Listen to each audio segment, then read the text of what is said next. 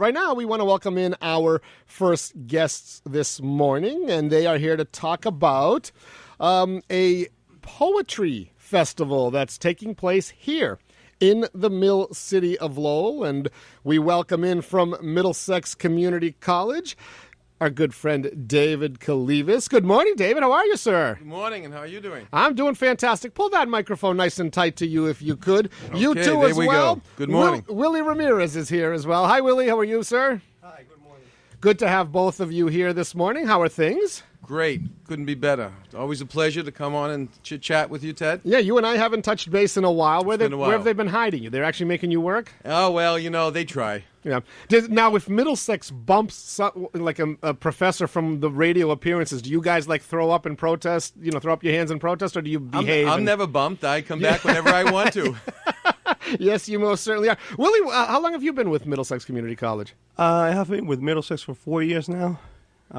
First 3 years as a program advisor, and now as a full-time faculty member. And what do you teach? I teach English. You're an English teacher, David. You're a history teacher, So if I I teach remember, history, right? yes. I teach world history, in fact, and I also am director of the Commonwealth Honors Program.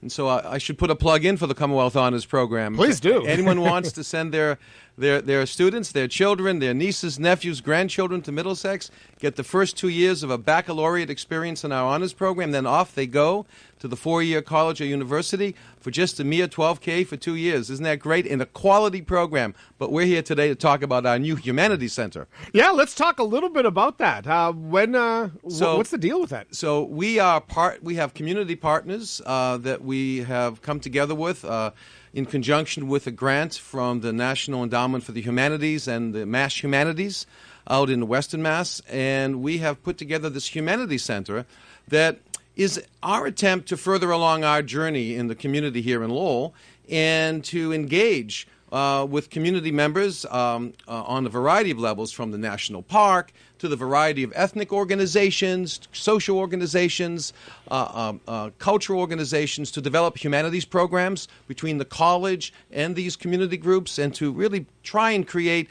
a real rich opportunity for members of the city of Lowell and the greater Lowell, of course, but for people in Lowell to come together in the community and at our Lowell campus around whether it's literary programs, poetry programs, documentaries, you know, a host of things, but to really develop a public outreach center, and that's what this new Humanities Center is. When was it formed? So, brand new. It's still being formed as we speak. So this is kind of your kickoff event, right? This is our launching event, so we're calling, and Willy will talk more about that. It's the Guagua Community Poetry Festival, and that'll be on April 21st and 22nd at our Lowell Federal Building, the B. Bradford Morse Federal Building, right there on Merrimack Street across from our city building. And it really is designed as a kickoff to get the word out about our new Public Humanities Center. We're going to have a reception on Friday night. Public is welcome, as well as a full day of activities on Saturday. And this is really an opportunity for us to engage around a topic most people think, wow, a poetry festival. What's that all about? And really, it is an essential part. As you know, all of our literature started as poetry thousands of years ago and continues today. And so it's an opportunity for community expression. And I think Willy maybe can talk a bit more about what that means. Yeah, and I wanted to bring you in, Willy, because as David said, poetry goes back to our day, the ancient Greeks, right? Our there you ancestors. go. But it seems to be kind of an art that has really changed and evolved a little bit, or a lot, I should say. Some folks will tell you that the only real poets today are musicians or rappers. Talk a little bit about poetry with young folks in your generation. I think poetry is still a living art, even though we tend to say, well, poetry is dead because nobody likes poetry nowadays. But I don't think this is totally accurate. I think there is a living community of poets who are willing to share their works and also talk about how they view society from their poetic perspective of the world. So I think this is a great event that is meaningful for a lot of people. Do you write poetry? I do write poetry. Okay, I was because you said the way a poet has a unique perspective on the world. Talk a little bit about that, because poets do kind of look at the world differently from mathematicians or other like specialty fields. Well, if you think about where the poet comes from when he or she writes poetry, I think we view the world. We have a cultural perspective and a social perspective about the world, and I think we use poetry as a medium to express those feelings and emotions that we get from the world. So I think it's a way of expressing our political, social, and cultural views that we experience. When I studied poetry in my English classes and literature classes, it was always poets from an era long gone by. Are there poets today? Are there folks who are writing poetry today that 100 years from now, 200 years from now, maybe 1,000 years from now, people are going to be learning about in classrooms? I think we are, and I think this festival is a great example of that. We are hosting 22 poets from different parts of the world, and already some of these poets, even though they're relatively young poets, they are well known, and I think these are strong emerging poets that we are going to be reading for a long time.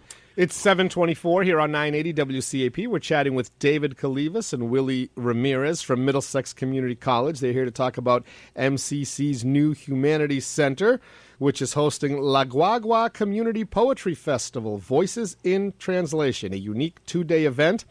Friday, Saturday, April 21st and 22nd at Middlesex Community College's Federal Building on the Lowell campus. There's actually a reception honoring Rina, poet and translator Rina Espaillat.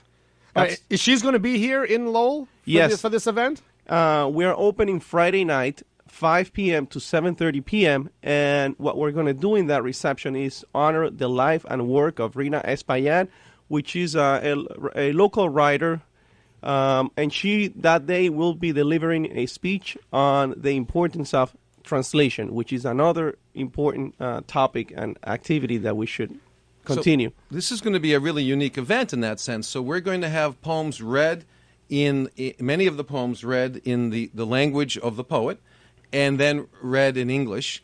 And then we're going to take all of this and we're publishing it with Loom Press, the local press, an anthology of all the poems. In both English and hence voices and translation. So we're going to hear the voices of the poets, both in their languages and in English. And so it's going to be, and in that sense, it's really a multicultural, international flavor, if you would. And we're really hoping to engage our many communities in Lowell in this way. She's probably a very fascinating person to talk to because, as you said, she kind of does poetry in English and in Spanish. And I bet it's completely different. And I'm just going on my experience, like being able to speak Greek. And we did a show a couple of weeks ago about some of my dad's famous sayings, you know, and they don't translate the same in English. And I imagine, poetry probably the same. The way you write something, the way words come together to create a flow in poetry, you translate it to another language, you might have a whole different meaning, right? That's correct. Rina Espaillat, who is the person we are honoring, says the first thing everyone should know about translation is that it is impossible. It is only an attempt to translate from one language to another, but we do our best, and we should. Yeah, and to get the rhymes is almost impossible, right? Yes. Well, according to her, what we want to keep from the original is the music. The structure changes, the lines change. Some of the sentence structure, the verses structure changes, but what we want to keep is the music of the poem.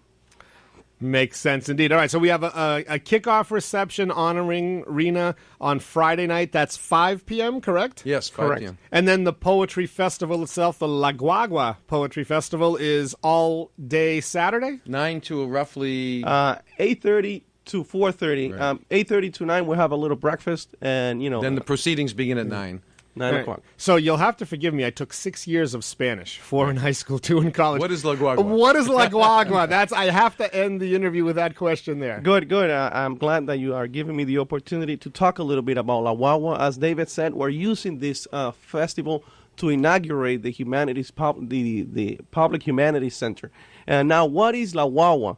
La Guagua is... He says it so much nicer than Of you course and I he does. do, David, Yeah, right? absolutely. La Guagua. La Guagua, yeah, absolutely. La Guagua, it's a reading group that emerges from Middlesex and a group of students, mostly first-generation students, who were excited about learning about Latin American literature. So the purpose of the group is to promote literature and the culture and literature of Latin America. And we use La Guagua, which means a school bus in English, as a symbol to invite people to come and travel the world through literature. That's clever. Yes. So La Guagua is a school bus. It's a school bus, and the idea is that let's all get on this bus and travel the world through literature. Yeah. Even though we focus on Spanish literature and our meetings are in Spanish, we do explore works from different cultures, just such as Lolita, which is a novel, Blindness, which is another novel from a Portuguese writer, and a number of other writers that are not from Latin America. All right. Well, Willy Ramirez, thank you so much for taking the time to join us. It was a pleasure to meet you. And Dave Kalivas, it was a pleasure to see you again, my friend. Nice to see you, too, and good luck to all of us. And to your listeners, come on to the La Guagua Community Poetry Festival on April 21st and 22nd. Join us, and hopefully join us as we do more public humanities programs. And remember, in the words of Constantine Cavafy, a Greek poet to my liking, Middlesex is on a new journey with this center and this poetry festival, so come and join us. Thank you, Ted.